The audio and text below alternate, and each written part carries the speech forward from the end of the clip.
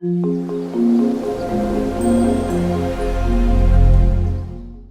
привет, с вами канал Rush of Nature, и сегодня я расскажу, как развести костер.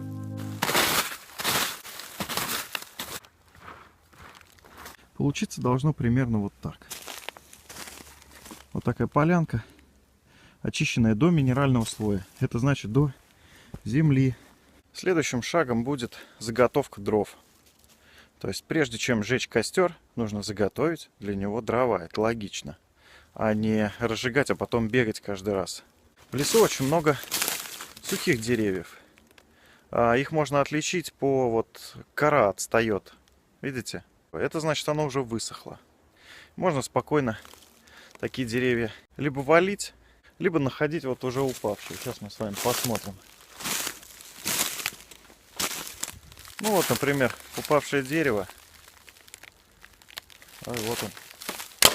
Сучок у него. Спокойно можно брать. Можете увидеть вот такие кучки. Все это можно брать. Главное, чтобы древесина была сухая, а не уже совсем гнилая. То есть, например, вот такие вещи, которые руками ломаются, их брать не стоит. Они будут давать просто дым и все.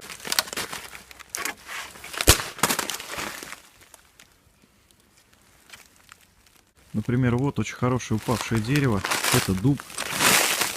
Судя по тому, что на нем есть листва, значит, упало оно летом. Сейчас уже поздняя осень, и оно уже высохло, скорее всего. Поэтому можно собирать спокойно вот это все на дрова. Для разжигания костра лучше всего подходит, конечно, береста. Нам нужно найти либо упавшее, либо сухое стоячее дерево, и от него уже поотрывать побольше этой бересты. Она хорошо горит, даже влажная. Загорается, очень хорошо поддерживает костер на начальных этапах.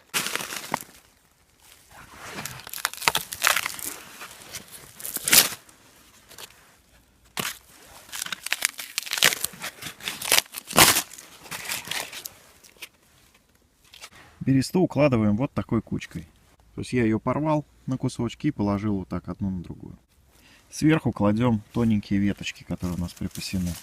Нужно положить веточки таким образом, чтобы вы имели доступ к бересте. Далее я кладу чуть потолще.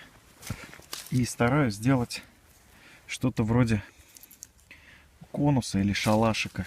Итак, получается вот такая вот картина. Снизу береста, чуть повыше тонкие ветки. Еще повыше более толстые, которые разложены вот так шалашиком. Поджигаю бересту снизу.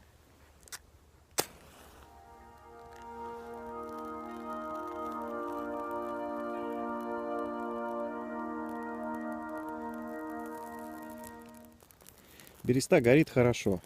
Можете, конечно, взять и бумагу, но береста, она намного лучше разгорается и лучше горит. Вот уже горят тонкие веточки. Видите, да? И сейчас эти веточки будут запаливать все, что сверху. Вот этот весь шалаш от них загорится. То есть потихоньку наш костер разгорится. Все с одной спички. В данном случае хорошо работает правило: чем дольше готовишься, тем быстрее разводишь костер. С вами был канал Rush of Nature. Подписывайтесь, ставьте лайки. До скорого!